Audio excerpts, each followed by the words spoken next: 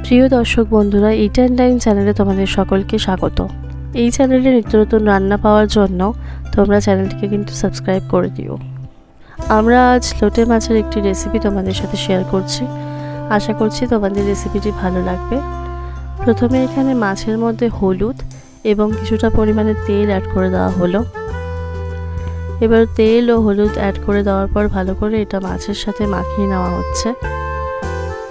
পুরোপুরি ভালো করে মাছের সাথে মাখিয়ে নেওয়ার পরে এখানে কড়াইয়ের মধ্যে তেল দিয়ে দেওয়া হলো। এখানে আমরা রিফাইন্ড অয়েল ব্যবহার করেছি। 3 টেবিল চামচ রিফাইন্ড অয়েল এখানে অ্যাড করা হয়েছে। তোমরা চাইলে সরষের তেলও ব্যবহার করতে পারো।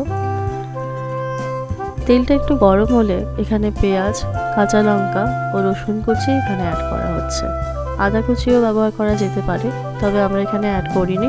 তোমরা চাইলে অ্যাড করতেই পারো। ভালো করে এটাকে একটু নাড়িয়ে চাড়িয়ে নিতে হবে। এবার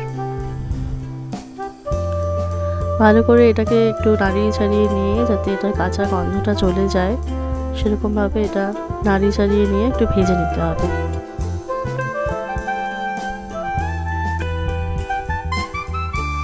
দেখো এটা অনেকটাই ভাজা ভাজা হয়ে এসছে।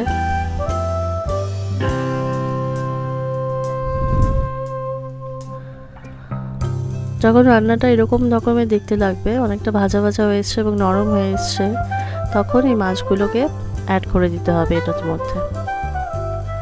এই মাছগুলো যেহেতু খুবই নরম, তাই খুব হালকা হাতে এটাকে পুরো পেঁয়াজ, রসুন এবং কাঁচা লঙ্কার সাথে মিশিয়ে নিতে হবে।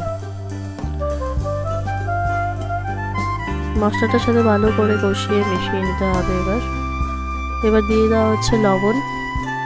আমরা এখানে 1 টেবিল চামচ লবণ ব্যবহার করেছি। তোমরা চাইলে বেশিও ইউজ করতে পারো, তবে এই মাছে খুব একটা লবণ প্রয়োজন হয় না। আমরা এখানে আরও 1/2 টিস্পুন লবণ অ্যাড করে দিয়েছি। তোমরা তোমাদের পরিমাণ মতো লবণটা অ্যাড করো।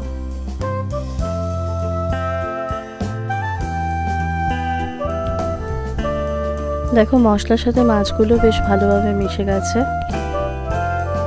এবারে আমরা কিছুক্ষণের জন্য 7-8 মিনিটের জন্য এটা ঢাকা চাপা দিয়ে রাখবো, যাতে এটা একটু সুন্দর করে সেদ্ধ হয় এবং মাছটাকে বেশ খানিকটা জল ছেড়ে দেবে। ঢাকা চাপা দিয়ে দিলাম। 5 মিনিট পরে আবার ফিরে আসছি। দেখো প্রায় 5-6 মিনিট বাদে আমি ফিরে এসেছি। এখানে মাছ থেকে কিন্তু বেশ খানিকটা জল ছেড়ে দিয়েছে। এই রান্নায় জল অ্যাড করার খুব একটা প্রয়োজন হয় না, কারণ এই মাছ থেকে অনেকটাই জল ছাড়ে। তবুও তোমাদের যদি মনে হয় তোমরা একটু ঝোল ঝোল মতো রাখবে, তাহলে জল অ্যাড করতেই পারো, তাতে অসুবিধে নেই। আমি এখানে এক্সট্রা কোনো জল অ্যাড করছি না। ভালো করে হালকা হাতে একটু নেড়ে চেড়ে নিলাম। এরপরে আরও 2-3 মিনিট বেশ কষিয়ে নেওয়ার পরে দেখো মাছটা এরকম দেখতে লাগছে। নিচ থেকে একটু নাড়িয়ে দেওয়া হলো যাতে মাছগুলো ভেঙে না যায়।